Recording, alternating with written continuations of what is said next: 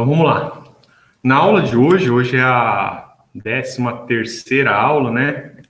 Então estamos chegando na reta final aí da disciplina. A gente vai falar de um assunto bem tranquilo, um assunto bem bacana aí, que vai envolver dois tipos de simulação, né? Na verdade vai envolver um cálculo numérico e uma simulação, que é o problema do decaimento radioativo.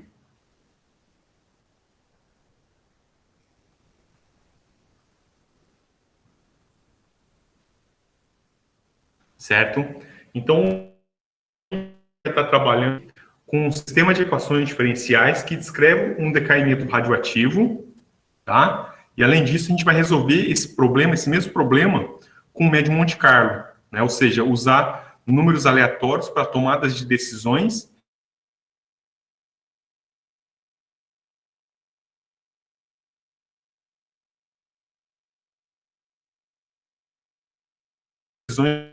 vão iniciais. Então é legal, dão o mesmo resultado. É o exemplo clássico que a gente vai estar trazendo aqui hoje. Para falar sobre decaimento radioativo, a gente tem que falar sobre os elementos radioativos, né? Então, por exemplo, existe um elemento chamado bismuto. Vou colocar aqui, ó. Bismuto. Se você olhar o bismuto, né? Um cristal de bismuto, ele é bem bonito, né? Então, você pode falar. Tá travando bastante, não tá dando para entender, tá cortando bastante. Então, peraí, deixa eu ligar o cabo aqui da internet. Veja se está melhorando agora. Se estiver travando, você ainda continua. Você fala para mim, viu, por favor. Tá. Então, como eu estava falando, a gente tem vamos trabalhar hoje com decaimento radioativo, né? E a gente vai ver o caso do bismuto, né? O bismuto, que é um elemento que é bacana, assim, de ver, né? Olha, ele tem um cristal de bismuto, ele é bem colorido, né? Então, é uma coisa bem bacana, assim, de observar. Mas o que tem a ver? Existe como é que eu posso dizer? Esqueci a palavra agora, mas existe um elemento que é o elemento 210 de massa atômica, certo? O bismuto, na verdade, ele tem número de prótons igual a 83, né? Eu não lembro como é que é a notação em química, ou vocês estão mais familiarizados com notação em química, onde eu escrevo 83 para representar o número de prótons dele? Aqui embaixo? Ou é aqui em cima, no lugar do 210? Onde que é que eu escrevo? Alguém sabe? Eu não lembro mais disso. Mas, enfim, vou escrever aqui embaixo mesmo. Então, 83 é o número de prótons que tem esse bismuto, né? E 210 é sua massa atômica.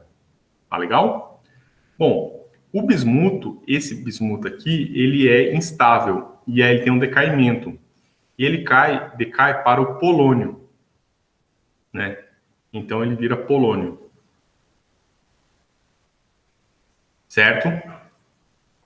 Aí o polônio, ele tem massa atômica também 210, só que ele tem um núcleo atômico de 84 prótons. Como assim, professor? Então, que tipo de decaimento que a gente tem que transforma um elemento do tipo bismuto em um polônio e aumenta o seu número atômico, né? Esse é um decaimento do tipo beta-, tá? Então, o que acontece aqui nesse sistema é que existe um nêutron dentro desse bismuto que ele cansa de ficar em neutro e vira positivo. Para ele virar positivo, ele acaba emitindo, certo? Um elétron mais um antineutrino, que é uma subpartícula também, né? Uma partícula aí. Quando ele manda embora esse elétron, ele tem que ficar com a carga positiva, né? Porque tem que ter conservação da carga. Então, nesse caso, esse nêutron vira um próton, certo? E manda embora um elétron mais um neutrino, um antineutrino, né? E aí ele se converte num polônio. Só que o polônio, ele tem uma certa estabilidade, né? Instabilidade, na verdade, certo? E ele se transforma no chumbo 206. No chumbo, na massa atômica 206, né? Então, aqui dá para perceber que esse tipo de decaimento faz com que ele perca 4 elementos do núcleo dele, né? Nesse caso, ele perde 2 prótons e 2 nêutrons, que é justamente o quê? o núcleo atômico de um átomo de hélio, tá? Então, esse tipo de decaimento é o chamado decaimento alfa, tá? Então, é esse o decaimento que acontece do polônio para o chumbo, né? E depois pode ter outros decaimentos também, o chumbo também não é completamente estável e pode ter outros decaimentos aí, tá? Mas, enfim, esses decaimentos, eles ocorrem com uma certa frequência, né? Qual é a frequência de bismuto que decai em polônio, certo? Isso vai depender do tempo, né? Então, quanto tempo tem se passado para que ocorra esse decaimento de bismuto em polônio? Quanto tempo demora será para decair tudo, né? Para decair tudo demora um tempo infinito, porque o decaimento é um decaimento do tipo exponencial. Então, ele vai assintoticamente a zero, tá? Como é que a gente sabe disso? Bom, a gente sabe disso através de uma equação diferencial, né? Que é a seguinte. A gente escreve assim, ó, que a variação do número de átomos de bismuto em relação ao tempo, isso vai ser igual à frequência de átomos de bismuto que decaem, né? Vezes o número de átomos de bismuto, né? Então, como é que isso aqui funciona, na verdade? A gente tem que pensar da seguinte maneira. Vamos discretizar essa equação, ao invés de torná-la infinitesimal. Então, vai ser delta NBI sobre delta T é igual a ômega BI vezes NBI. Isso é igual a N. Opa, escrevi errado aqui, deixa eu arrumar. NBI de T mais delta T menos NBI de T é igual, passo delta T multiplicando, delta T ômega BI vezes N de BI, certo? Então, aqui, aqui que a gente nota? Vamos escrever essa equação um pouquinho melhor. N de BI, eu reescrevi isso aqui. Aqui assim, ó, N de BI é igual, igual não, de T mais delta T é igual a N de BI de T mais delta T vezes ômega de BI NBI, certo? Então, como é que eu vou interpretar essa equação? Eu vou interpretá-la da seguinte maneira. O número de átomos de bismuto depois de um intervalo de tempo ΔT vai depender do quê? Vai depender da quantidade inicial de bismuto que eu tinha, claro. Então, vamos supor assim, ó, eu tenho 100 bismutos, né? Tá? Eu tenho 100 bismutos. Aí, depois do intervalo de tempo, né, o número de bismutos vai decair, certo? Então, se o número de bismuto vai decair, como a frequência é um número positivo e o NB é um número positivo, eu tenho que inserir um número negativo aqui, ó, tem que inserir um sinal de menos aqui, para garantir que, neste caso, nós tenhamos aqui, vamos colocar aqui, para garantir que, nesse caso, nós tenhamos o quê? Um número reduzido de átomos de bismuto, né? Porque os bismutos vão decair e se transformar em polônio. Tá legal? Aí, nesse caso específico aqui, vai depender do quanto de intervalo de tempo se passou, da taxa de decaimento, certo? Quantos bismutos decai por unidade de tempo, vezes o número de bismutos que já tem inicialmente. Então, se eu tiver 100 bismutos inicialmente, certo? E a taxa de decaimento for 1 e a frequência for 1 também, né? Frequência 1 não. Frequência, vamos colocar aqui uma frequência, tem que ser menor do que 1. Vamos colocar 0,1. Certo? Então, nesse tempo aqui, nós teremos 90 átomos de bismuto. Concordam? Né? E aí, no próximo tempo, a gente vai ter quanto? Bom, aí vai ser 90 menos 1 vezes 0,1 vezes 90, né? Aí eu vou ter o quê? Eu vou ter 81 átomos de bismuto, né? Porque aqui dá 9, 90 menos 9 dá 81. E aí, depois eu vou ter 81 menos 1 vezes 0,1 vezes 81, né? Aí aqui já vai diminuir para um número menor ainda, né? Vai ficar 81 menos 8, vai ficar em torno de 72, mais ou menos, tá? Aproximadamente 72 aí, né? E aí eu vou diminuindo cada vez mais. Opa, dá 73, se eu não me engano. Vamos fazer essa continha certinho para deixar registrado certinho, né? É 81 menos 0,1 vezes 81. Dá 73, né? Vamos aproximar aqui, arredondar, porque a gente está falando de átomos, né? Então, dá 73. E aí, conforme o tempo vai passando, eu vou vendo que vai diminuindo o átomo de bismuto. Só que a redução, ela vai ficando cada vez menor, né? Então, é um gráfico que vai assintoticamente a zero, né? Então, seria esse gráfico aqui, ó. Num tempo t, o número de átomos de bismuto seria uma coisa desse tipo aqui, ó, um decaimento do tipo exponencial, tá? Eu começaria com um número de átomos de bismuto alto, rapidamente iria decaindo, depois iria decaindo bem devagarzinho, tá? E aí, o que isso significa, né? Significa o seguinte, que se a gente quiser saber quanto tempo demora para decair uma quantidade de átomos de bismuto em polônio, isso vai demorar um tempo infinito, tá? Claro que não é infinito, né? Ele é finito, mas assim, a gente não consegue quantificar esse tempo porque ele é uma coisa do tipo exponencial, né? Então, um valor muito bom para a gente marcar esse decaimento é quando acontece o chamado tempo de meia-vida, né? O tempo de meia-vida é quanto tempo leva para decair metade dos átomos de bismuto, né? Esse é o tempo de meia-vida, certo? Então, o tempo de meia-vida do átomo de bismuto, o tempo de meia-vida dele, deixa eu pegar a colinha aqui, é de 5 dias, né? Ou seja, em 5 dias, metade dos átomos de bismuto se transformam em átomos de polônio.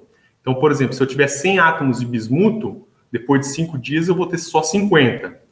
Aí passa mais 5 dias, eu vou ter 25. Passa mais 5 dias, eu vou ter 12. Passa mais 5 dias, eu vou ter 6. Passa mais 5 dias, eu vou ter assim por diante. E aí você vai vendo que o número de dias para chegar até zero é muito grande, né? E lembrando que eu não vou ter um átomo de bismuto. Na verdade, ou 100 átomos de bismuto. Na verdade, a gente vai trabalhar com mols, né? 6 vezes 10 a 23 átomos de bismuto e assim por diante, tá? E aqui é a mesma coisa, né? Também existe um tempo de meia-vida, que é o tempo de meia-vida aqui do bismuto e aqui do polônio. E o tempo de meia-vida do polônio é de 138 dias para ele se transformar em chumbo, tá? Então é bem maior o tempo de meia-vida do bismuto, ou do polônio, desculpa, do polônio, tá? Então essa é a equação que descreve o decaimento radioativo do bismuto, né? E qual deve ser a equação que descreve o decaimento radioativo do átomo de polônio, né? Então vamos ver, deve ser uma coisa parecida, né? Vamos lá. Então deve ser uma coisa desse tipo assim, ó, D de NPO dt é igual a menos ômega do polônio N do polônio. Então imagine que eu só tenho polônio, né? Então o decaimento radioativo deve ser igual ao do bismuto. Só que cada um, claro, vai ter o seu ômega e cada um vai ser o seu número de átomos aí que a gente tem, né? Ou de mols, pode ser também, tá? Mas o que acontece é que cada átomo de bismuto que eu tenho no sistema, porque a gente está considerando um sistema com, por exemplo, 1 mol de bismuto, né? Depois de um certo tempo vão ter átomos de polônio e depois de um tempo vão ter átomos de chumbo. A pergunta é, quantos átomos de bismuto nós teremos depois de um determinado intervalo de tempo? É descrito por essa equação. Quantos átomos de polônio nós teremos depois de um determinado intervalo de tempo? Seria essa equação, mas está faltando um termo nela. Porque a gente sabe que, conforme o tempo vai passando, o bismuto se transforma em polônio. Então, vai aumentando a taxa de polônio. Então, vai ter um sinal positivo aqui, né? Vai ter um ômega BI, que é o do bismuto, NBI, que é do bismuto. E essa quantidade aqui, que varia no tempo, é a quantidade de bismuto que se converteu em polônio. E essa quantidade de polônio, ela vai ser reduzida conforme o tempo vai passando, certo? E aí a gente tem essa equação diferencial aqui também, né? Que se a gente quisesse reescrever ela de uma maneira mais sofisticada, a gente pode escrever ela da seguinte maneira: dNPO dt é igual a mais ômega BI vezes NBI BI inicial exponencial de menos ômega BI vezes N de BI, né? Menos ômega PO NPO, né? Opa, aqui está errado. Aqui é T, vezes o tempo. Tem que estar dimensional aqui dentro, desculpa, né? Então, dada a quantidade inicial de átomos de bismuto, e você resolver essa equação diferencial aqui, você encontra a solução para o N de PO, em função do tempo, certo? E aí eu vou deixar de tarefa para vocês fazerem essa continha aqui. Ou seja, é uma conta analítica, você consegue resolver analiticamente essa equação diferencial, né? Basta você chamar isso aqui de uma constante A, fica exponencial de menos ômega T, né? Menos ômega PO NPO, né? Então, é uma função que depende do tempo e da própria função. Tá? É uma derivada da função que depende do tempo e da própria função. Essa equação ela tem solução analítica.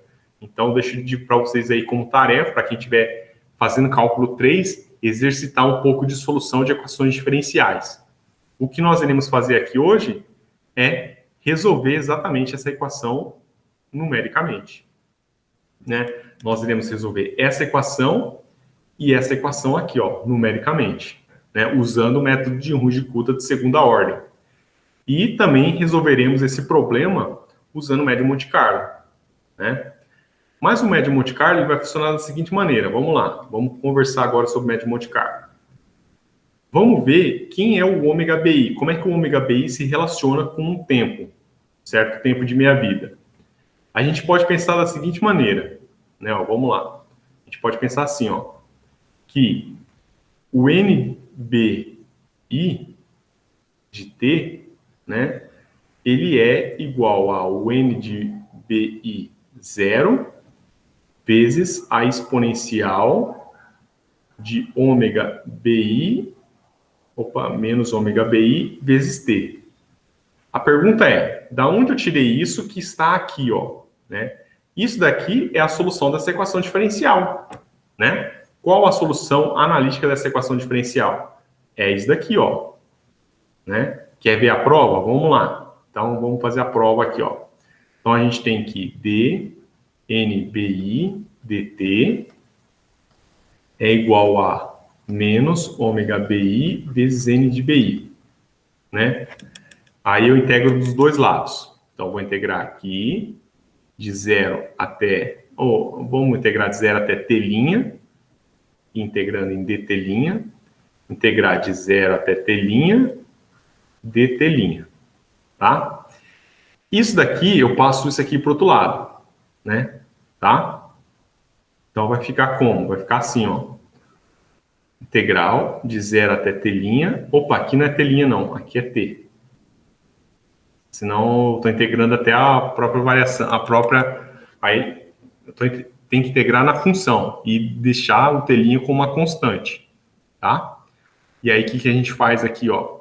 Aí aqui vai ficar 1 sobre NBI d de dt de NBI dt, certo? Pelo teorema fundamental do cálculo, isso daqui nada mais é do que NBI, d de NBI, né? O diferencial total de NBI, tá? E isso é igual a menos ômega BI, que é uma constante, certo? Integral de dt, de 0 até T'. Né? Essa integral aqui é muito fácil de resolver, dá o próprio T'. Então, vamos escrever aqui, ó.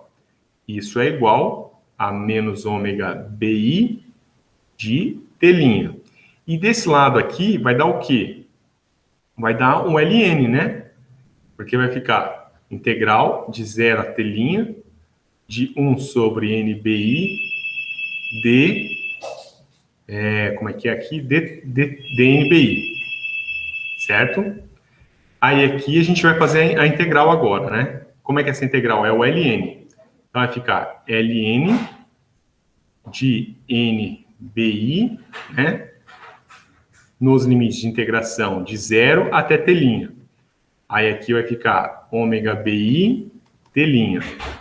Aí aqui vai ficar LN. Vamos lá. LN de NBI, T' sobre NBI zero, né? Que é o limite superior menos o limite inferior.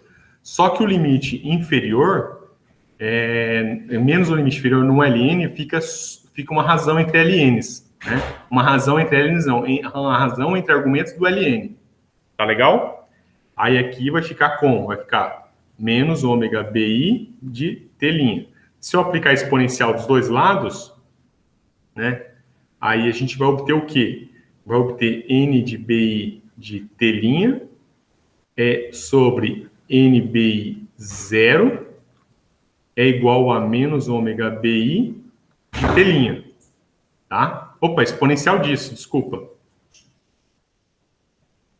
Vai ficar exponencial disso, né?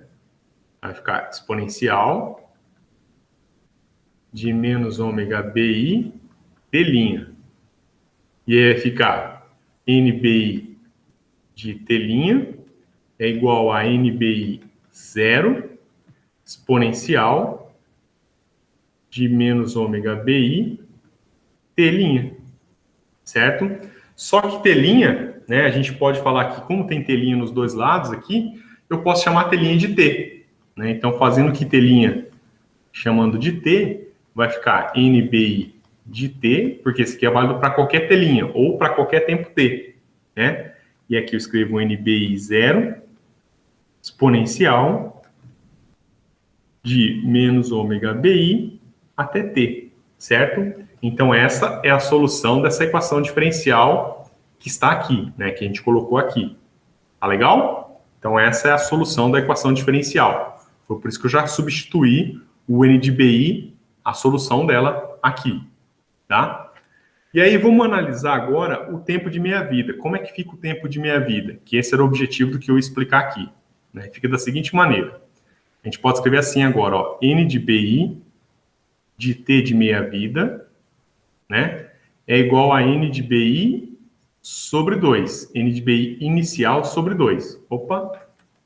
N de BI inicial sobre 2. Esse é o tempo de meia-vida, a definição, né?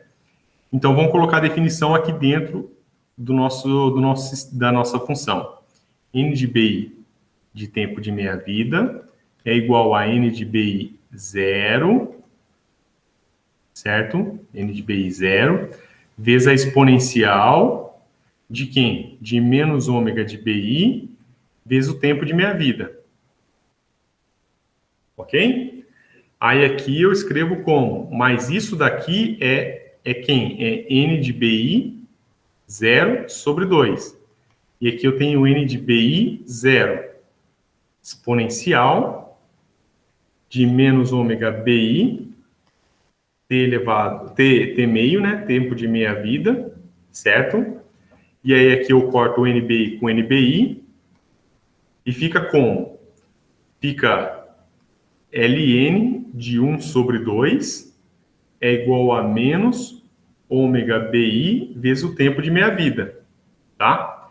Por que é LN de meio? Porque eu apliquei o LN dos dois lados. O LN da exponencial é o próprio argumento disso daqui, né? E aí aqui fica LN de meio.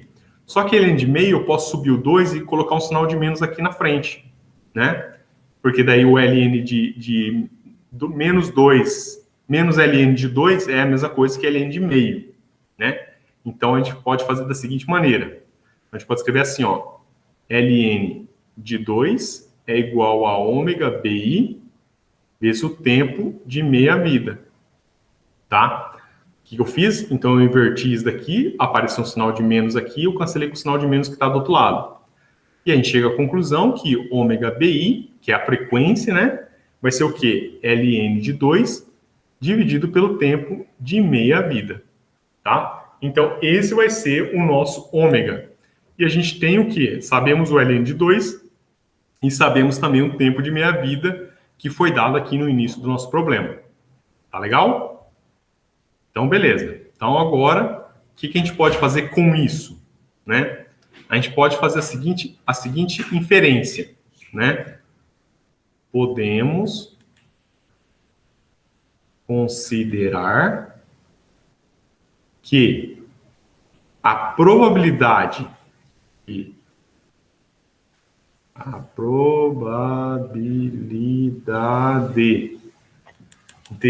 um átomo decair é isso daqui, ó. É ômega de BI vezes o intervalo de tempo que eu tenho, né? Então, se eu multiplicar o ômega, que é a frequência de decaimento, que vale isso daqui, vezes o intervalo de tempo, né? Eu vou ter o quê? Uma coisa que é proporcional, desculpa, aqui tem que escrever proporcional, certo? A minha probabilidade de decaimento. Tá legal? Então, como é que a gente vai usar essa regra agora, né, para fazer a simulação de Monte Carlo? A gente vai pensar da seguinte maneira. Imagine que a gente tem uma caixa aqui lotada de átomos de bismuto, né? Aí eu vou pegar cada elemento dessa caixa e vou colocar numa nova caixa, né? Só que eu faço assim, ó, eu jogo os bismuto aqui, então eu tenho aqui, sei lá, 100 átomos de bismuto, certo? Aí eu espero passar um tempo ΔT e venho aqui nessa caixa e faço o seguinte, eu pego um átomo de bismuto e coloco aqui, ó, né?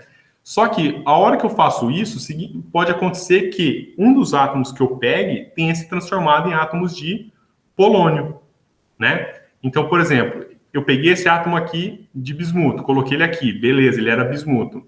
Aí eu peguei outro átomo, ele virou polônio, né? Aí eu peguei outro átomo, era bismuto. Peguei outro átomo, era bismuto, bismuto. Aí, de repente, tem um polônio, né? E assim por diante. Então, o que a gente vai fazer? A gente vai pegar cada um desses átomos, certo? Cada um desses átomos que estão aqui de bismuto, vamos pegar e vamos sortear um número aleatório, né? Para ele entre 0 e 1, certo? Como a probabilidade ela é entre 0 e 1, né? Então existe a probabilidade dele decair ou não, 0 não decai e 1 decai, probabilidade 100% de decair, então a gente vai usar um número aleatório para ver se o átomo vai decair ou não. Então eu pego um átomo e falo assim, pergunto assim, esse átomo vai decair ou não? Então eu pego a variação do tempo, multiplico por esse termo que é a frequência de decaimento do átomo de bismuto, e isso me dá a probabilidade. Essa probabilidade é menor do que o número aleatório? Se ela for menor do que o número aleatório, significa que o átomo virou átomo de polônio. Se não, eu coloco dentro dessa caixinha e beleza, é átomo de bismuto, continua sendo um átomo de bismuto. Aí eu pego o próximo átomo, né? Sorteio o número aleatório e vejo se ele é menor do que essa probabilidade. Se for menor do que a probabilidade, ele vira um átomo de bismuto, de polônio. Caso contrário, ele continua sendo um átomo de bismuto, né? Então, eu faço isso para todos os átomos que estão aqui, né? E vejo quantos átomos de polônio se converteram, de bismuto se converteram em átomos de polônio. Tá legal? E aí, depois disso, passou esse intervalo de tempo ΔT. Aí, o que eu faço? Eu repito o procedimento para mais um intervalo de tempo ΔT, né? E aí eu verifico tudo de novo. Agora, esse átomo de polônio, ele virou um átomo de chumbo? Aí eu vou ter uma nova probabilidade. Qual a probabilidade vai ser? A probabilidade de átomos de polônio se transformarem em átomos de chumbo, tá? Que é a probabilidade do átomo decair, né? Note que essa probabilidade vai ser menor. Por quê? Porque o tempo de meia-vida do átomo de polônio é bem maior do que o tempo de meia-vida do átomo de bismuto, né? Então, esse número aqui é menorzinho. Como ele é menorzinho, a probabilidade vai ser menor, né? Então, vai demorar mais tempo para que os átomos decaiam entre um sistema e outro. Mas a ideia que tem que ficar aqui bem clara dessa simulação de Monte Carlo é a seguinte. Eu tenho lá 100 átomos de bismuto, aí eu sorteio 100 números aleatórios, vejo quantos números aleatórios são menores do que essa probabilidade. Se 2 números forem menores, significa que 2 átomos de bismuto se converteram em átomos de polônio. Aí eu repito o procedimento. Agora eu tenho 98 átomos de bismuto. Desses 98 átomos de bismuto, eu sorteio 98 números aleatórios. desses 98 números aleatórios, quantos são menores do que a probabilidade? 5. Então, agora eu vou ter... Ixi, Maria, que continha difícil. 98 menos 5 dá 92, né? Nossa, não, claro que não. Claro que é. Claro que eu não sei. Vamos fazer essa conta na calculadora. Menos 5 dá 93. Isso, 93. Então, agora eu vou ter 93 átomos de bismuto. Tá legal? Depois, eu faço 93 sorteios de números aleatórios. Se 2 forem menor do que esses números aleatórios, né? Dois números aleatórios forem menor que a probabilidade, então 2 átomos de bismuto se converterem em átomos de polônio novamente. Tá? Então, essa é a sequência da nossa simulação. Então, vamos fazer essa sequência de simulação para a gente obter esse resultado aí. Tá? Então, agora a gente vai para a parte da programação. Né? Então, lembrando, o que a gente tem que fazer? Tem que ter um átomo, uma quantidade inicial de átomo de bismuto, sorteia essa quantidade em números aleatórios, verifica quais são os números menores do que essa probabilidade e converte esses átomos em átomo de polônio. Faz a mesma coisa para os átomos de polônio, depois faz a mesma coisa para o átomo de bismuto de novo. É a mesma coisa para o átomo de polônio, assim por diante. Tá legal?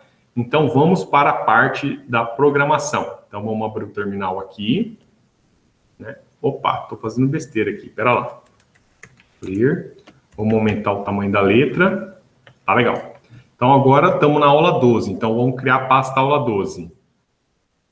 Então, mkdir, aula 12. Está criada a pasta aula 12. Vamos acessar a aula 12. Está acessada a aula 12. Tá? A pasta aula 12. Não tem nada lá dentro. Como vocês podem ver aqui, ó, não tem nada. Né? Então, vamos criar o programa decaimento.c. Tá? Primeira coisa que a gente tem que fazer é escrever aquele cabeçalho lá, né? Qual que é o cabeçalho? Criado em. Aí a gente dá um espaço aqui, coloca 2 pontos, coloca 2021. Hoje é dia 13, né, do mês 4. Então, coloca 4 e 13 aqui, né? Última atualização. Então, ele foi atualizado também no dia de hoje. Então, 2021, mês 4, do dia 13, né? Quem é o autor? Então, vamos lá. Sou eu. Breno, escreve o e-mail também, breno@dfi.em.br. O que mais aqui? Notas, o que ele faz? Né? Resolve o problema do decaimento radioativo pelo método de Monte Carlo. Espera aí que ele passou para a linha de baixo aqui. Vamos lá. Pronto. O que mais? Compilação. Como é que compila ele? A gente compila com GCC, decaimento.c menos LM. Nem vai precisar de LM, não vai precisar de nada. Esse programa é muito simples. Só isso, menos O, decaimento.out. Tá? Então, além da compilação, temos aqui a execução. A execução. Como é que executa esse programa aqui? Né? Com ponto barra decaimento.out, certo? Ou se for no Windows, né, lembra-se lá, ou ponto barra decaimento.exe, né? Só que se for no Windows, tem que colocar exe aqui também, tá? Então, vamos lá. O que a gente faz agora? Né? Escreve os includes. Então, a gente vai incluir quais bibliotecas? A biblioteca stdio.h, né, .h. Include a biblioteca stdlib. Eu acho que a gente nem vai precisar dessa... vai precisar sim. Que mais? A biblioteca matemática. Não, nem precisa da biblioteca matemática, eu acho. Vamos deixar ela, se precisar, a gente coloca. a gente vai precisar de números aleatórios. Então, a gente precisa da biblioteca GSL underline RNG, tá? E da biblioteca time, include time.h. Então, se a gente vai usar a biblioteca GSL, na compilação a gente tem que colocar assim, ó, -L GSL, -L GSL CBLAS. Tá? Não pode esquecer, não. Né? Então, vamos lá. Agora eu vou fazer os defines aqui, né? Define, tá? Então, eu vou fazer o NBI0,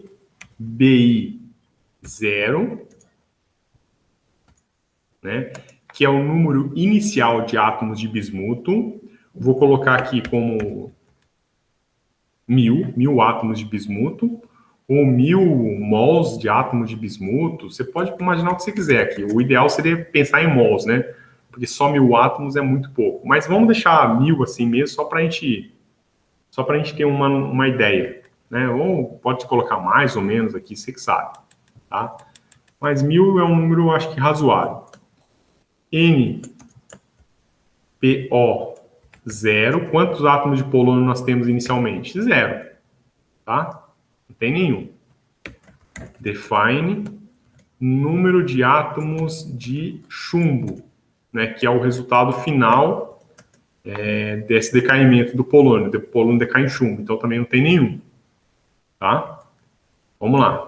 Define o tempo de meia-vida do bismuto, né? Esse daqui eu vou colocar em horas, são 120 horas, são 5 dias. O tempo de meia-vida do átomo de polônio, em horas vai dar 333,12 horas, 3.312 horas, né? Vamos definir o tempo também, que vai passar, porque lembra aqui, ó, eu queria passar um intervalo de tempo. Se eu escolher um intervalo de tempo muito grande, vai decair muito átomo. Se eu escolher um intervalo de tempo muito pequeno, não decai nenhum, a gente obtém o mesmo resultado. Então, tem que escolher um tempo, assim, mais ou menos razoável. Então, a gente vai escolher um ΔT da ordem de 0,5, ou seja, meia hora. Tá? E vamos escrever aqui que a probabilidade de decaimento de átomo de bismuto é o quê? É o log de 2 dividido pelo tempo de meia-vida do bismuto, 2 aqui, vezes o dt. Né? Essa é a probabilidade. Lembra que eu escrevi aqui, ó? A probabilidade é proporcional, a gente vai colocar que é igual a frequência vezes, né, o ΔT. Tá legal? E aqui a gente coloca define, que é a probabilidade de decaimento do átomo de polônio, também é log de 2,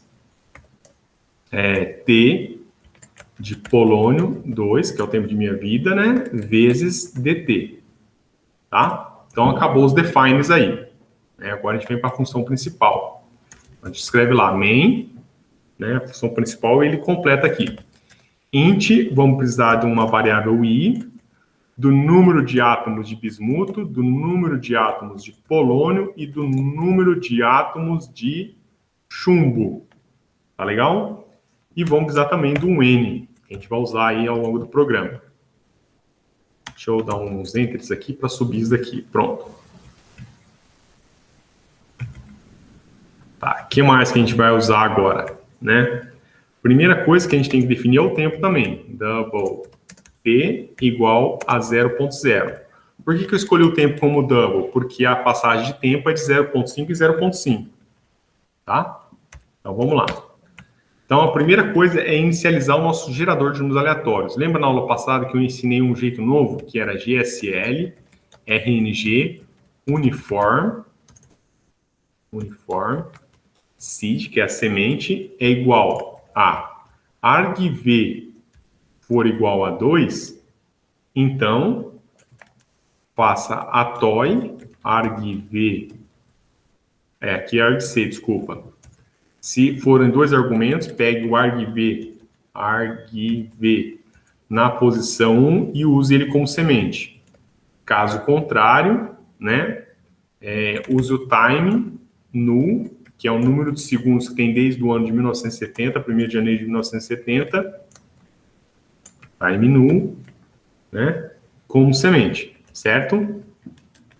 Depois a gente faz GSL, RNG, asterisco W, é igual a GSL,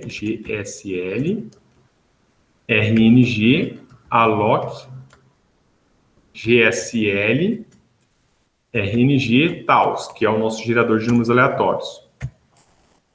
Ok?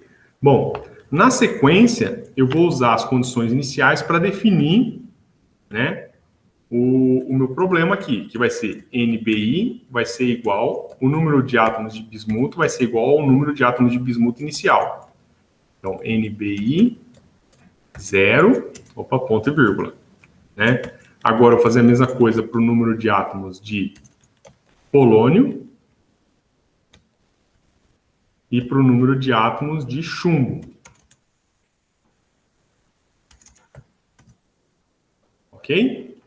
Então, vamos lá. Aí eu vou fazer aqui, ó, o while, né? O while é enquanto t for menor do que um tempo final, né? Vamos ver quanto tempo eu estou deixando aqui. Deixa eu ver. Faltou definir esse tempo final em algum lugar, né? Tá, vamos definir aqui, ó. Define tempo final.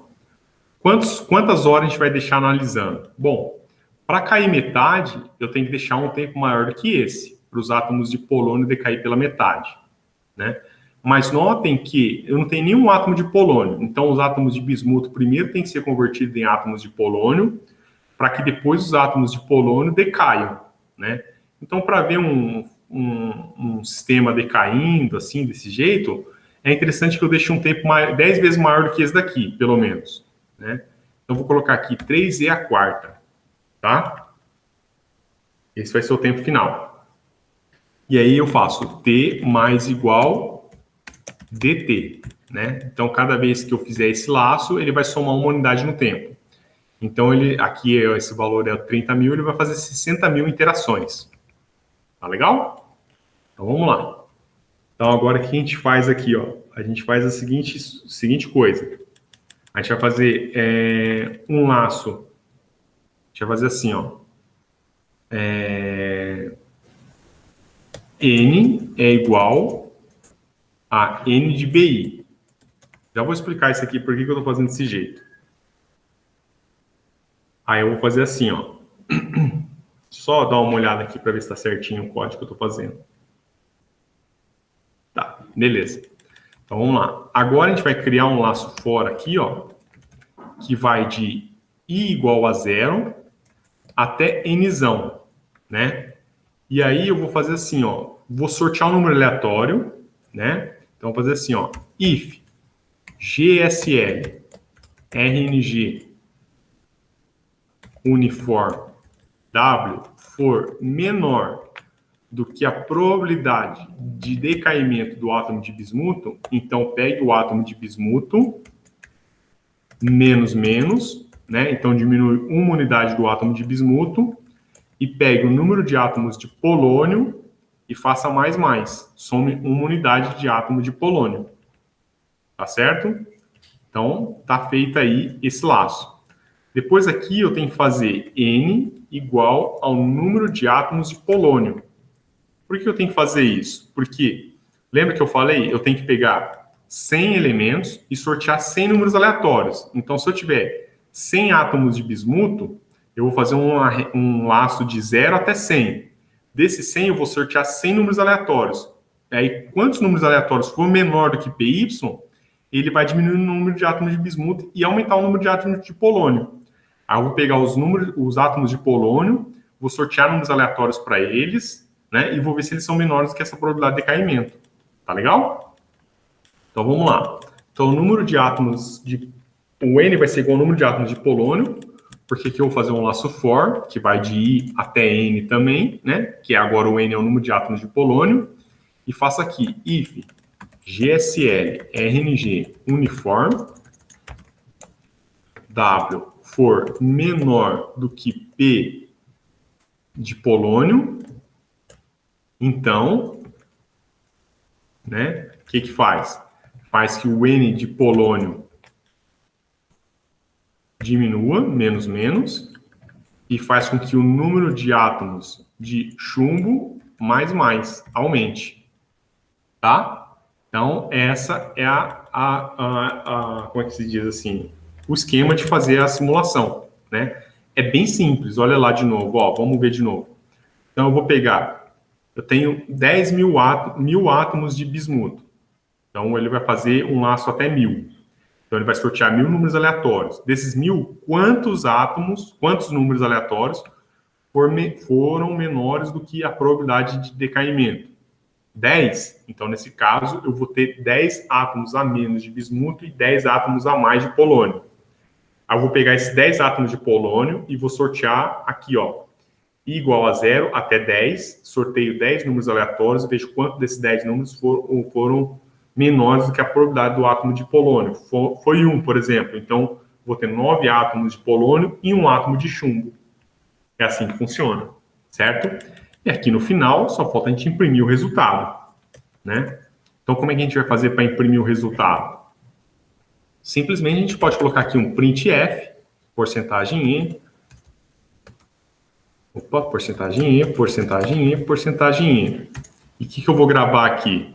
Eu vou gravar o número de átomos de bismuto dividido por quanto? Pelo número de átomos de bismuto mais o número de átomos de polônio, bismuto, polônio, mais o número de átomos de chumbo,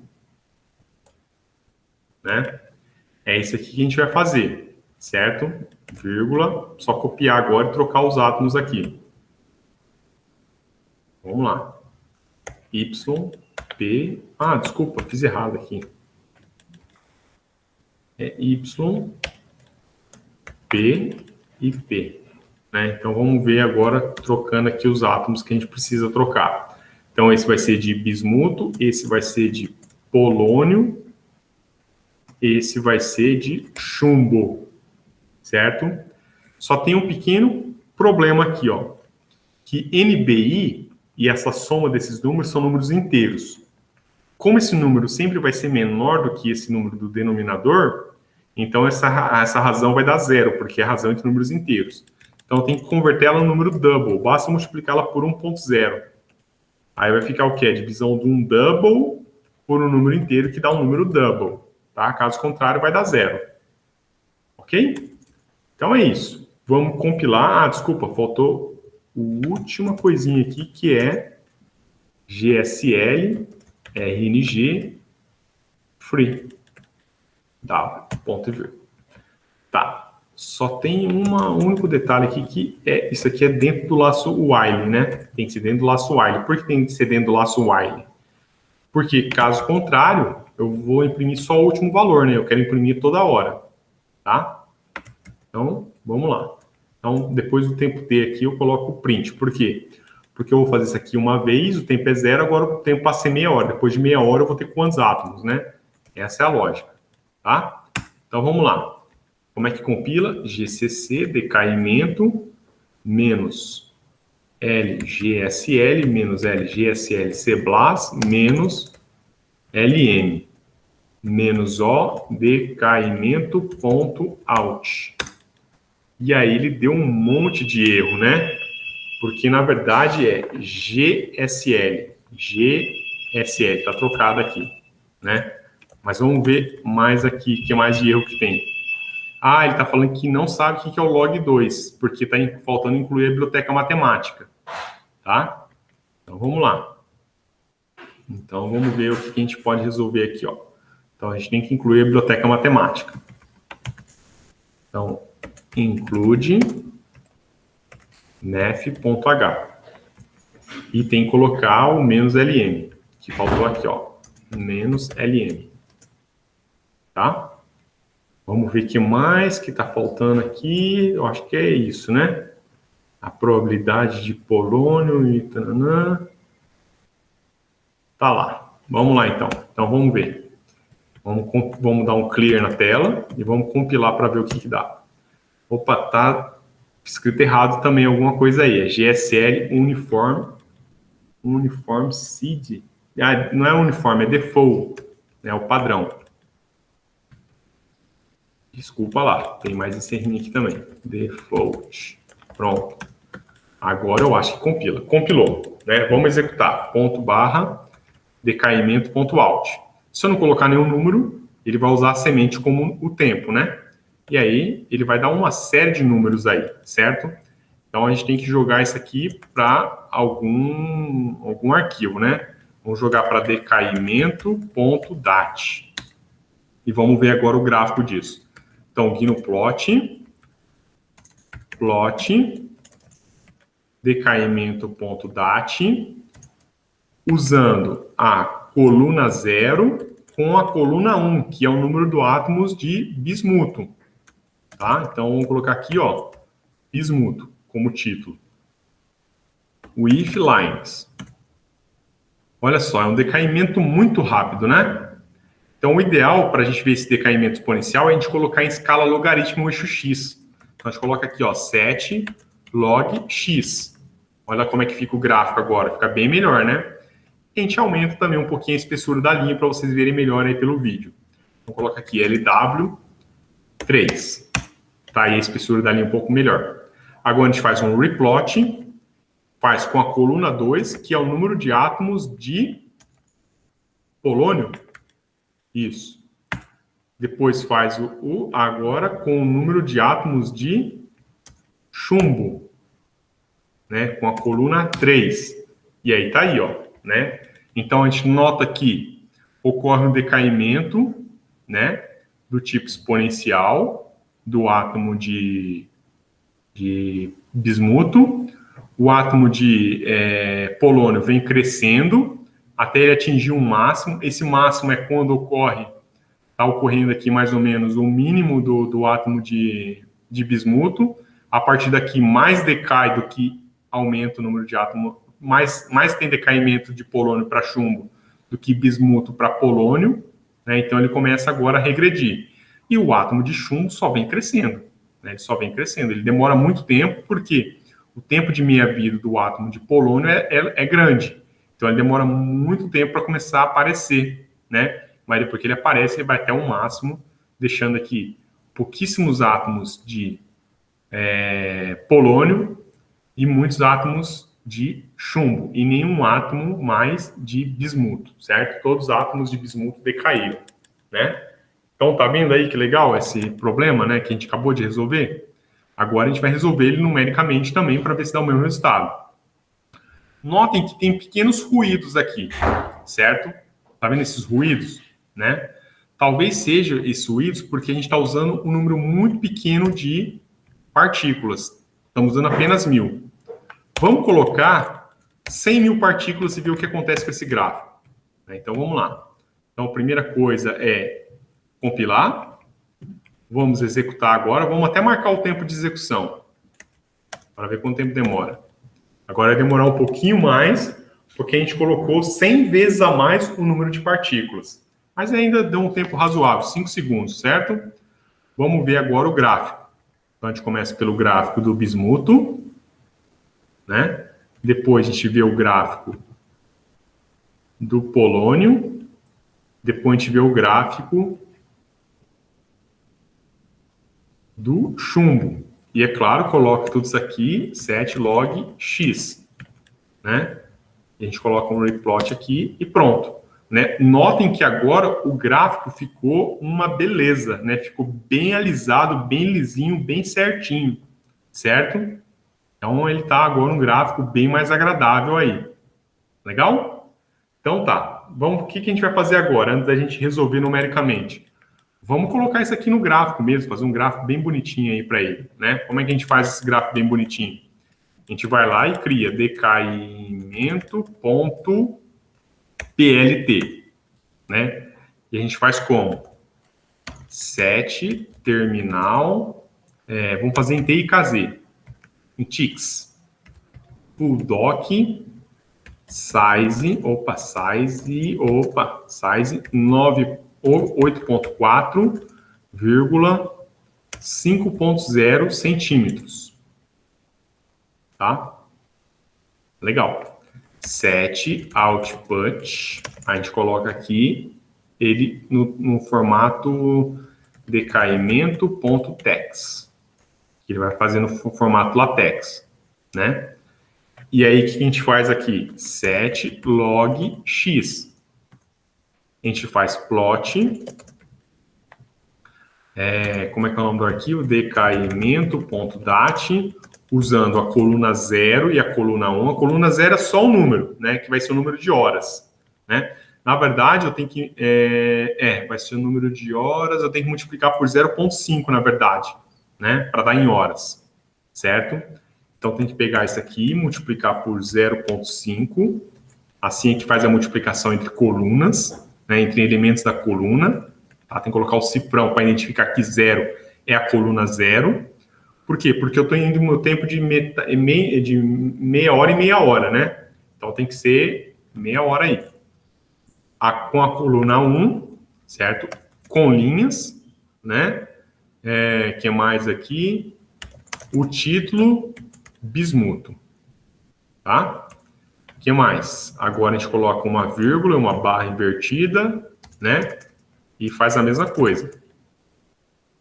Decaimento.dat, usando agora a coluna 0 vezes 0,5. Opa, faltou o cifrão. Com a coluna 2, o if lines, com o título aqui, agora átomo de polônio. E faltou aqui, né, colocar LW3, para colocar uma largura de linha 3 aí, né, uma linha mais grossa, certo? Vamos copiar essa linha aqui, colocar ela aqui embaixo, vírgula, barra, e aqui é o átomo de chumbo, com a coluna 3, certo? E aí a gente coloca aqui, unset output. Pronto, vamos dar uma olhada como é que está esse gráfico aqui. Como é que a gente faz? A gente faz gnuplot, decaimento.plt, ele gera o arquivo tex, que está aqui. Aí eu compilo LaTeX, PDF LaTeX, decaimento.tex. Poderia abrir no TextMaker? Poderia, mas vamos compilar por aqui. Aí ele compilou e gerou o decaimento.pdf. Tá lá, ó, né? O que está faltando fazer nesse gráfico para ele ficar legal? Primeira coisa, escrever a legenda do tempo, escrever aqui o que é, né? Densidade de átomos e colocar essa legenda para cá, né? Então, vamos fazer tudo isso agora. Então, vamos lá. Primeiro, colocar a legenda. Set xlabel. Aí é o tempo em horas.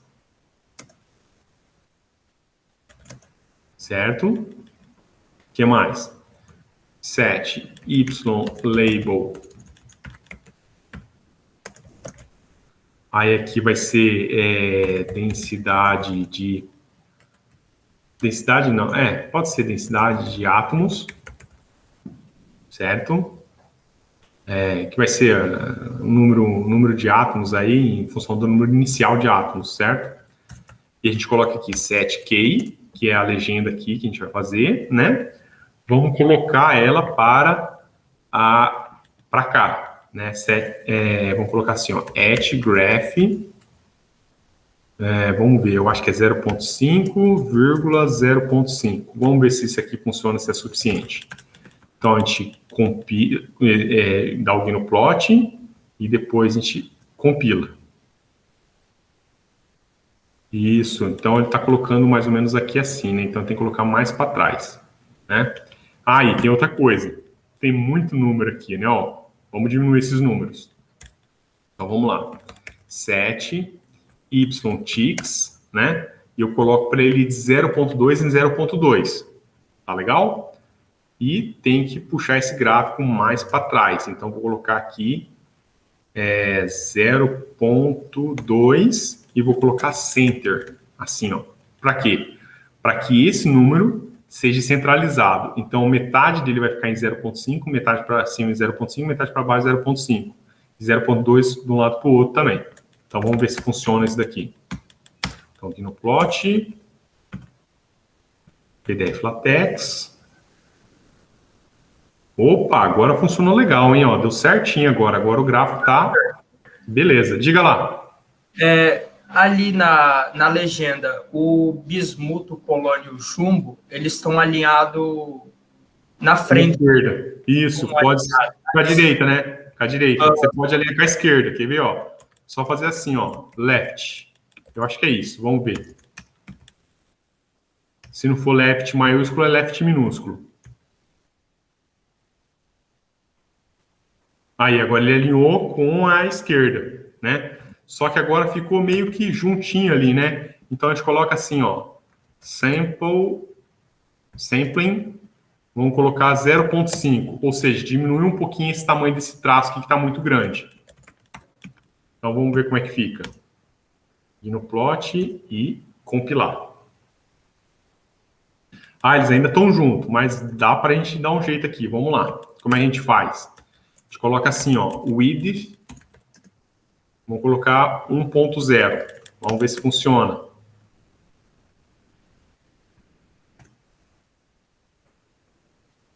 Aí ele já separa, tá vendo? Então, eu acho que tá bacana, né? Talvez eles estejam muito juntos de assim, né? Então, vamos aumentar esse distanciamento. Como é que faz para aumentar esse distanciamento? A gente coloca... esqueci. Caramba, como é que é? Não lembro. Tem que olhar no manual. Vamos lá no manual. Então, vamos ver o manual, que a gente faz uma consulta rapidinha no manual aqui, ó. Então, vamos lá, vamos buscar o manual. Template, Gnuplot, o manual. E vamos procurar por 7K. Né, tá aqui, ó, 7K. Né, mas ainda não é o que eu quero. 7K, 7K, 7K, 7K, não. 7K, tá aqui, ó. A palavra key, né, a chave aí, e ok. Vamos ver, ele tem aqui as coisas, vamos ver. Line type, enhanced, title, sample, spacing. Só usar o spacing, que é o espaçamento vertical. Né? Então, vamos lá, vamos usar o espaçamento vertical. Spacing, vamos colocar 1.5. Então, vamos ver como é que vai ficar agora. Olha aí que legal, né? Então, acho que agora tá nos trinks aí, certo? O gráfico. Eu acho que agora tá bem bacana esse gráfico aí, né? Alguém tem alguma dúvida, alguma questão aí para colocar? Professor, eu também queria perguntar... Então, vamos lá. Pode falar. Quando faz assim pelo LaTeX, o gráfico, né? Certo. Tem como fazer o crop para tirar essa margem branca? Sim, tem um comando que você faz assim, ó, PDF crop e o nome da figura, decaimento.pdf. Aí o que ele faz? Aí ele vai criar um crop, aqui, ó. Ele vai criar um decaimento crop. Aí esse decaimento crop, olha a diferença entre os dois. Um tem as margens brancas e o outro não tem mais. Sim. No caso, lá no PLT não tem como fazer isso. Até tem, mas é bem chato, porque aí você tem que ir na tentativa e erro. Ah, sim. Então, é que eu estava tentando fazer isso, eu não consegui pelo PLT, mas obrigado. Beleza. Vamos lá, então. O que mais que a gente vai fazer aqui? Eu acho que é isso, né? Então, vamos fazer assim agora, ó. Estamos na aula 12, tem um monte de coisa aqui, um monte de arquivo, né? Talvez o que a gente não precise é o crop, o alt... Opa, o alt precisa. Eita, ele duplicou aqui, deixa eu deletar. A gente não precisa do decaimento... o alt, o log, o auxiliar, que são coisas do LaTeX, né? Então, a gente não precisa desses arquivos aqui. Então, a gente pode apagar eles, certo? E o crop também. Né? Tá aí os principais arquivos. O programa, o .dat, o PDF, o PLT e o text também não precisa. Tá? Então, beleza. Para ficar organizado, eu vou colocar isso aqui dentro de uma pasta. Então, eu vou criar uma pasta aqui agora, chamada mkdir, né? Monte Carlo, certo? E aí eu vou jogar esse conteúdo que está para lá. Como é que eu faço isso? Eu faço cp ou mv, decaimento asterisco. Então, como eu chamei tudo decaimento, asterisco representa todos os arquivos que começam com decaimento. Jogo para a pasta MC. Né? Aí, ele já colocou tudo lá dentro, ó, na pasta MC. Né? Tem que tomar cuidado para não falar MC. Mas, enfim, vamos lá. Agora eu vou criar a pasta mkdir, cálculo numérico, CN, certo? E a gente vai fazer o programa do cálculo numérico aqui dentro. Tá legal? E depois a gente faz um outro programa para comparar esses resultados. Tá? Então, hoje a gente vai fazer uma pausa um pouquinho mais cedo. Né? A gente vai fazer uma pausa agora de 15 minutos aí. Tá legal? Ou vamos até 2h50. 2h50 a gente volta aí. Tá? 2h55, para ficar mais tranquilo aí. 2h55 a gente volta, né? Para dar continuidade e fazer a parte do cálculo numérico. Tá legal? Então, vamos lá tomar um cafezinho. Daqui a pouco a gente está de volta aí.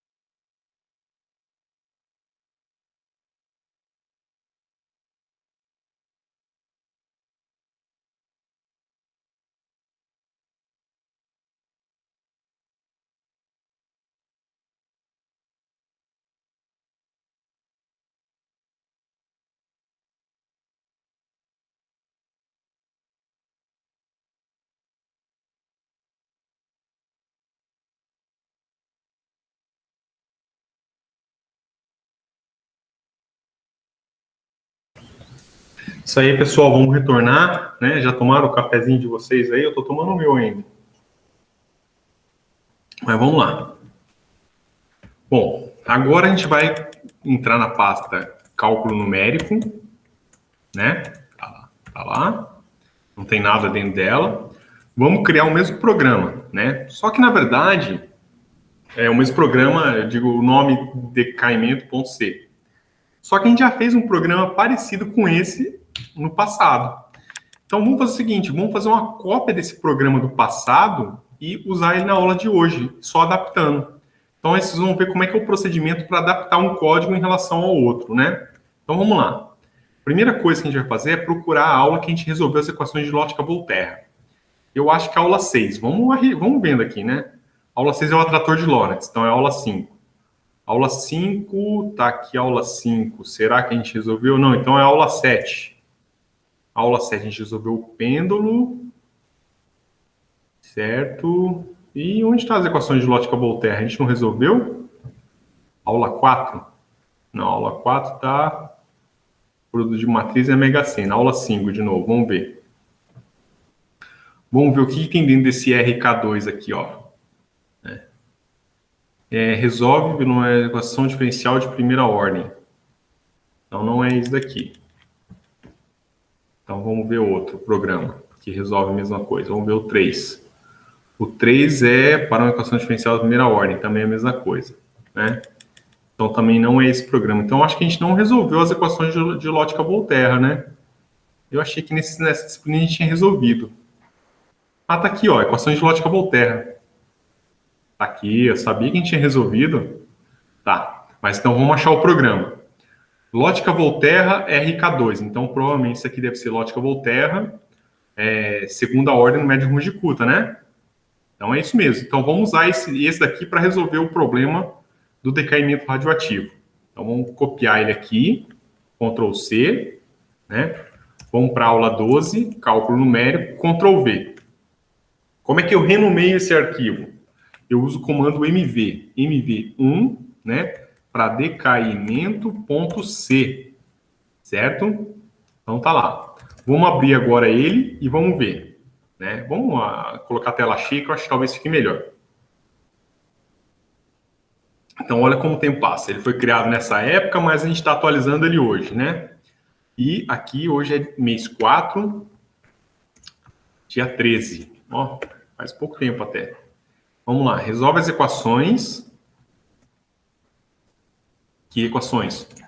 Do decaimento radioativo, usando o médio Runge-Kutta de segunda ordem. Como é que compila? Compila com decaimento.c, decaimento.out.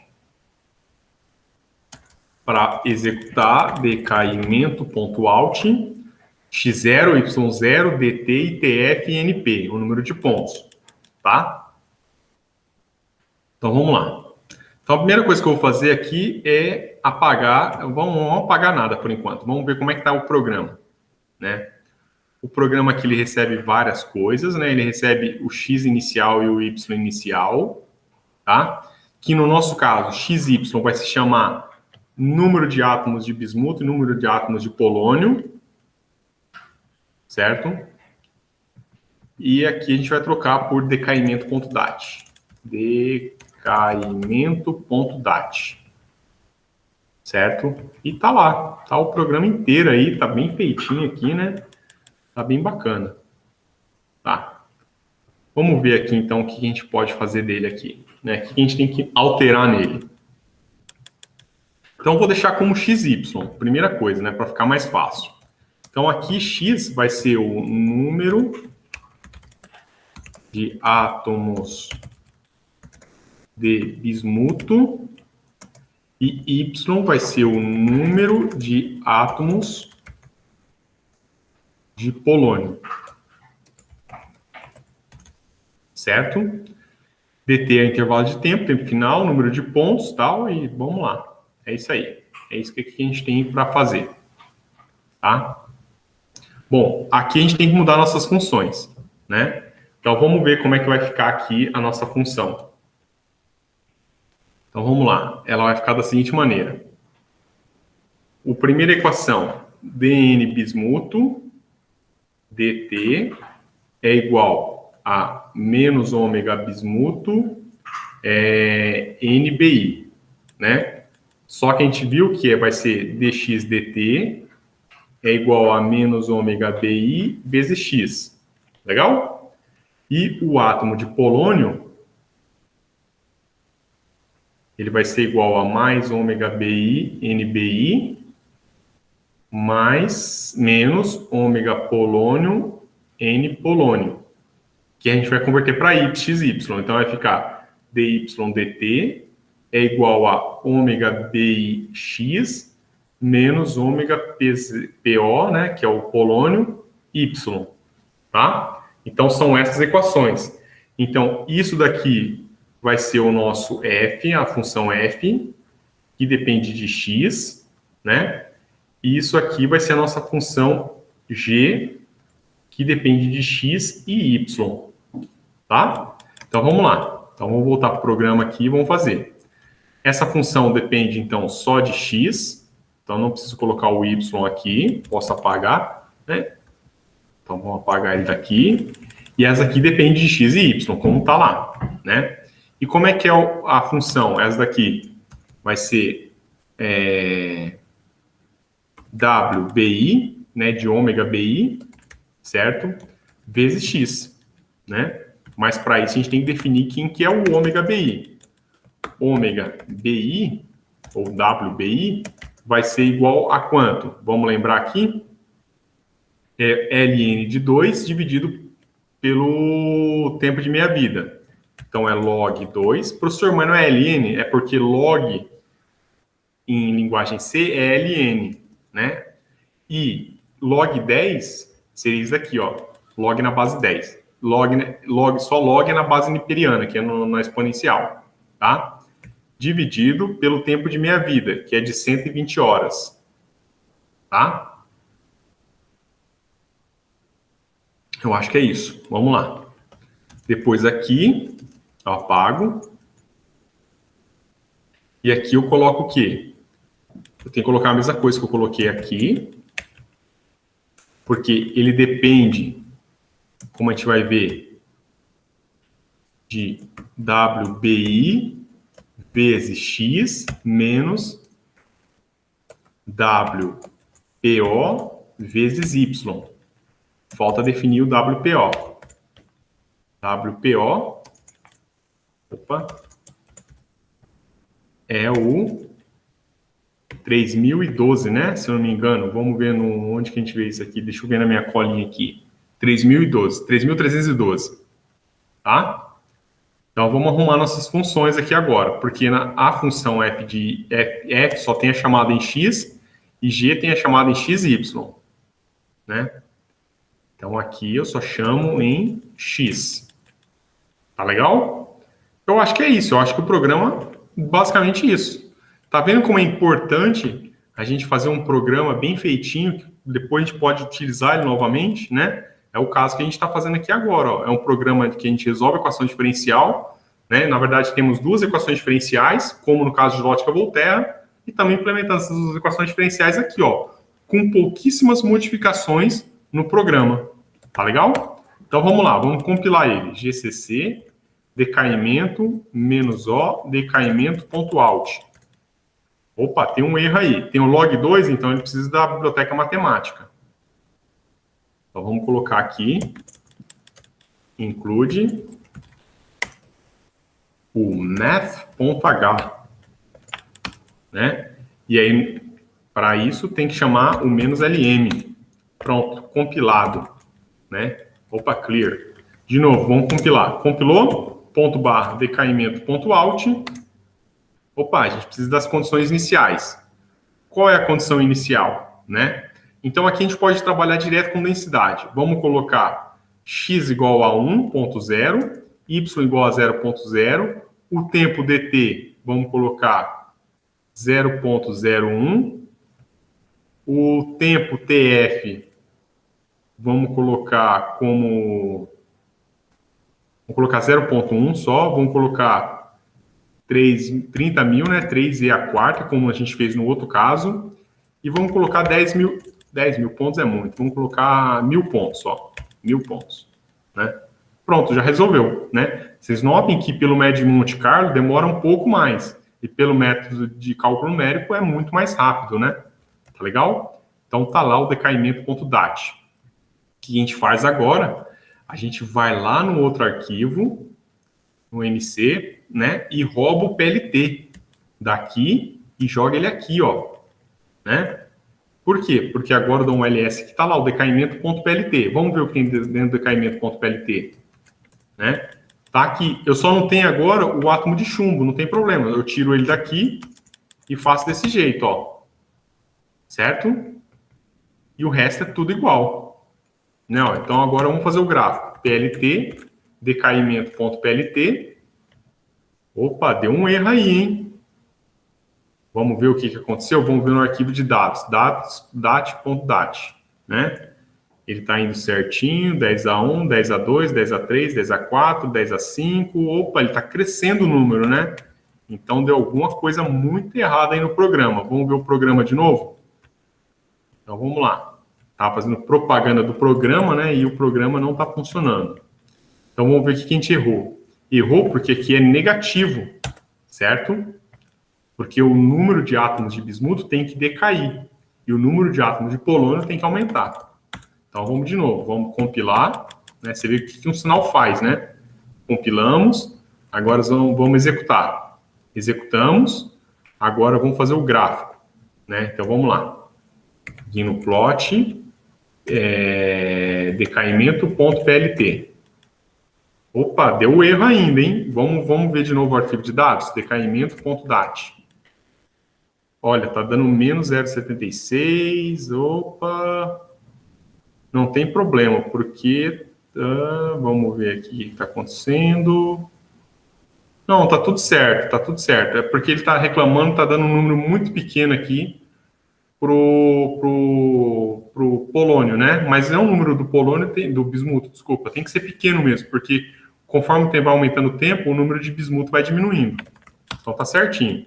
A gente não precisa ver isso aqui não. Então vamos ver agora como é que fica a parte do gráfico. Então PDF LaTeX, né, decaimento.tex.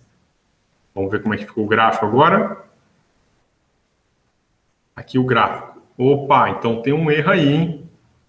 O que está acontecendo? Que o átomo de bismuto está subindo muito, né? Então vamos ver por que está acontecendo isso. Isso está acontecendo justamente por causa disso, ó. A gente fica copiando uma coisa de um lugar para o outro e esquece de ver. No nosso programa, vou explicar aqui certinho para vocês, ó, decaimento.c. A gente manda imprimir o tempo, o valor de x e o valor de y, certo? Então, quando eu for fazer o gráfico, eu já tenho que falar que não é coluna 0, é coluna 1, porque agora eu tenho o tempo já. Coluna 1 com a coluna 2 e a coluna 1 com a coluna 3. Então, no decaimento.plt, eu tenho que fazer coluna 1 com coluna 1, coluna 2 com coluna 3 aqui, ó. Agora eu acho que vai. Vamos ver? Então, aqui no plot, opa, sem reclamar agora em PDF LaTeX.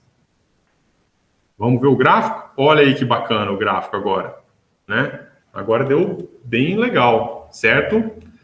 Bom, vamos ver o que está acontecendo aqui, ó. Porque que meu gráfico agora está começando dessa região, não está começando antes daqui, né?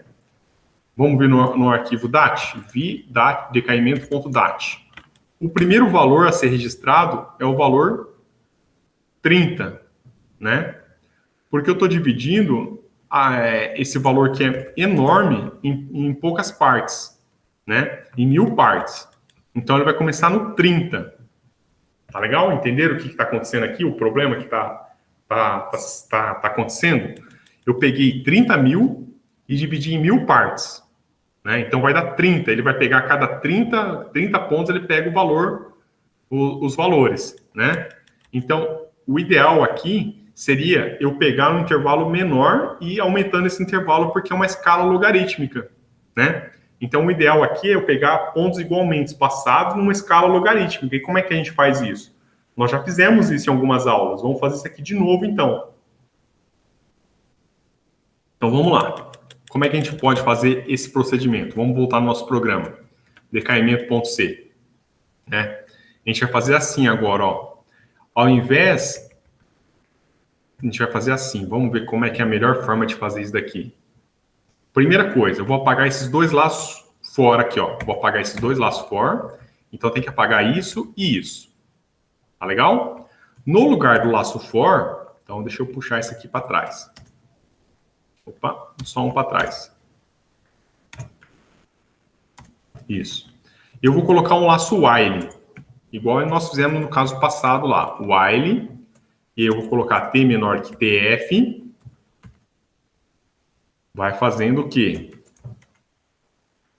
T mais igual a DT, ponto e vírgula. E fecho aqui, ó. Tá? E o fprintf tem que colocar para baixo desse termo aqui, do T mais DT. Né? Opa, copiei duas vezes. Tá legal. Tá lá, né? E aí agora o que eu faço aqui, ó? Eu faço assim, ó.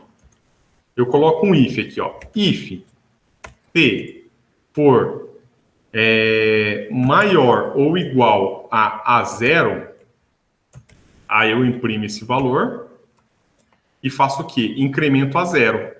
Incremento ele de quanto? Vezes igual a Q.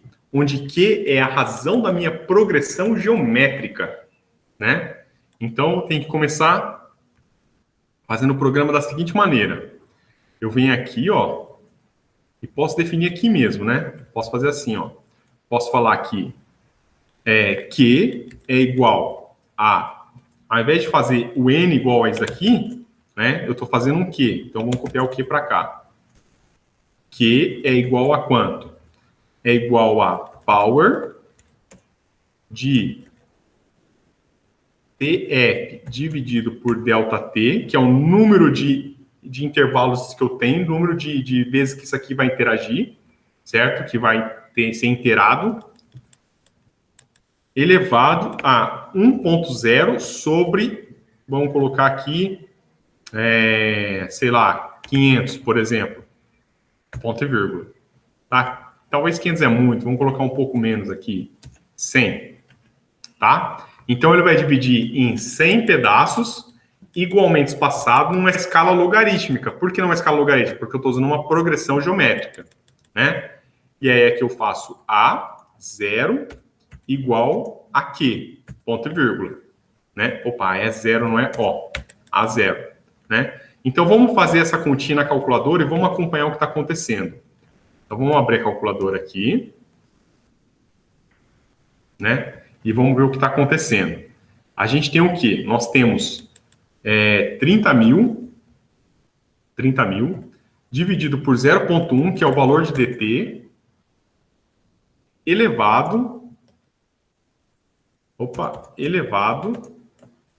a 1 sobre 100. Isso dá quanto? Dá isso daqui, ó. Dá 1.134, tá? Então, o A0 vale 1.134.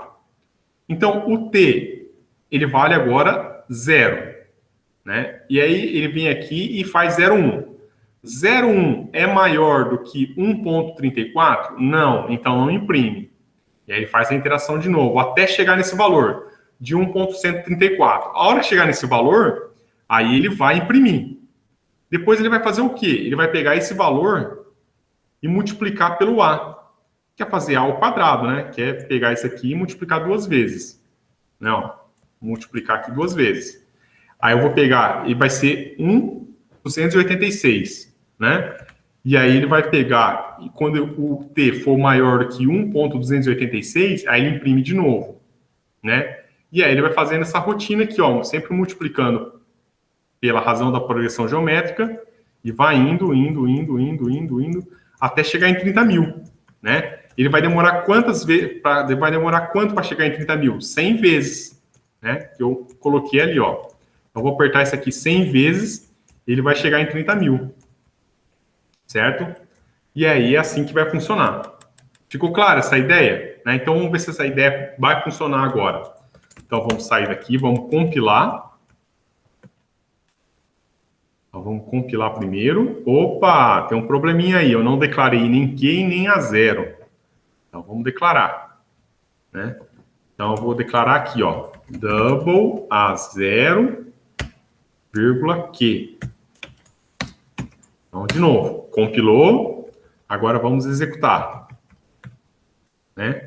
Então, executamos. Agora, vamos fazer o gráfico. Então, aqui no plot, PLT. E agora, vamos fazer o gráfico aqui, PDF, é isso aí, text. E aí, agora, fica bem melhor esse gráfico, né? Ele fica bem igual, bem parecido com o outro gráfico, né? O que a gente vai fazer agora? Como esse gráfico ele foi feito com alguns pontos, né? Então, dá para a gente fazer ele em pontos, certo? Imprimir em pontos, ao invés de linhas. Como é que a gente faz isso?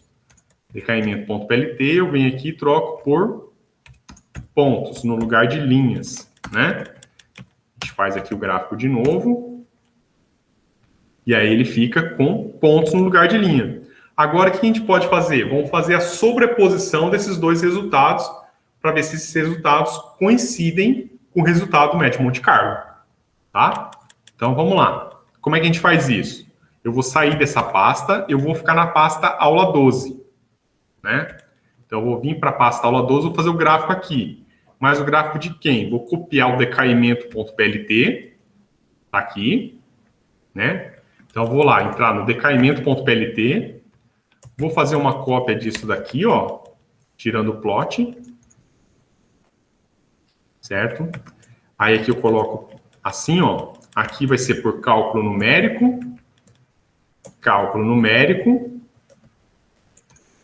Monte Carlo e Monte Carlo, né? Só que lembra no Monte Carlo? Era 0 vezes 0,5. Era 0 vezes 0,5. Opa, eu misturei tudo aqui os pontos. E aqui era 1 e aqui era 2. E aqui era com linha e aqui era com linha. Tá?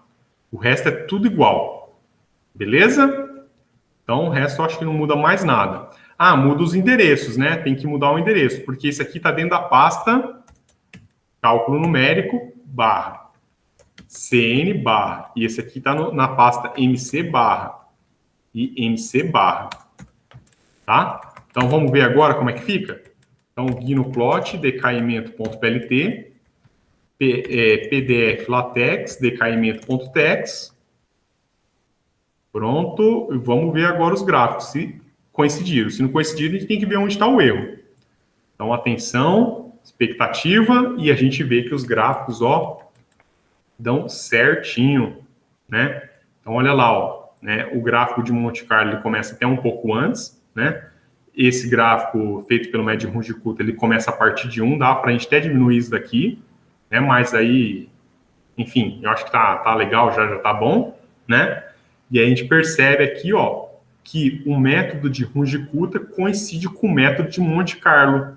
Olha só que coisa mais interessante que fizemos hoje, né? A gente resolveu o mesmo problema por dois métodos completamente distintos, onde um usa probabilidade estatística, a gente só calculou a probabilidade do átomo decair ou não, e no outro a gente resolveu um conjunto de equações diferenciais, né?